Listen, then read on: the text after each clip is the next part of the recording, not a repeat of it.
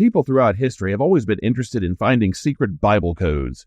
In the 1990s and early 2000s, it was especially bad. In one example today, you can supposedly find the arrival of Jesus prophetically foretold in the sequence of names belonging to the antediluvian patriarchs in Genesis. Or can you? Well, you can find information about this topic on lots of different websites, but the basic idea is this. When you look at the meaning of the patriarchs' names, it reveals a secret message encoded in the text. If you read these names together, it tells the story of Jesus leaving heaven to come down to earth to bring comfort and rest to those in despair. Sounds just like the gospel story, doesn't it? Too bad it's a load of bunk. And this is why Christians have to be especially vigilant in vetting the information we find on the internet. There are a lot of well-meaning people who think they've found secret messages that no one's ever discovered before, or they pass along something without really trying to see if it's true or not. It sounds good, it makes them feel good, so they post it. The problem is, no one is helped by bad information, and it makes Christians into targets for mockery and ridicule. So let's look at this list and see where it goes wrong. The first name here is Adam or Adam. It means man, human, humankind, so it's pretty close. The second is Seth or sheep. It's used in a number of different ways, and it can mean appointed, among other things. Many scholars suggest the meaning may be appointed because it comes from a Hebrew word meaning to put or to place. But again, this isn't exactly the same thing, so only 2 words in and we're already starting to veer off target. The third name is Enoch. It also means man.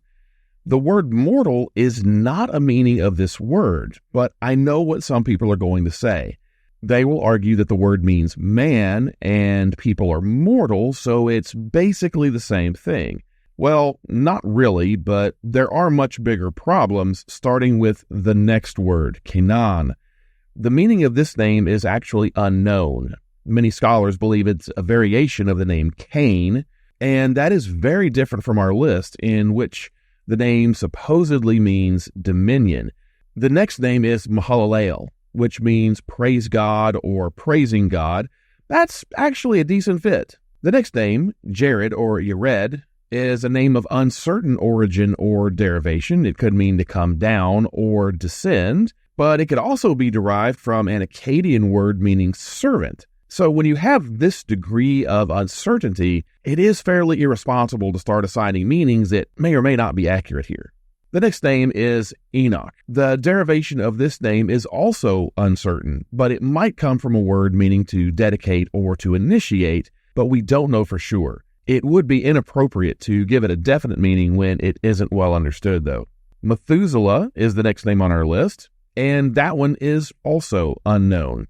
It means man of Shelah, which could indicate a geographical region, or it could mean the man of the spear. The suggested meaning of one who is sent, though, is completely inaccurate.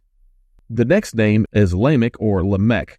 It's unknown for certain what this name means, but it is extraordinarily clear that it does not and cannot mean law and order. It just simply can't be translated that way. The last name is Noah or Noach. It means rest in the sense of being settled. That's not exactly the same thing that the original list is implying. The Hebrew word shalom would have been a much better fit here. So in looking at the real meanings of the names in this list, some of them absolutely do not mean what the original creator claims. Several of them have meanings that are not known with certainty, so it is reckless to say that this is some kind of special prophecy that points to Jesus. Really, it's just a list of names without any kind of secret message or code. It sounds like someone with a creative imagination found a couple of really interesting coincidences and made more out of this list than is really there. Again, we have to be careful when getting information from the internet, especially when it comes to these so-called hidden proofs of the Bible or secret messages or hidden codes. There's better evidence out there, so let's just go use that instead.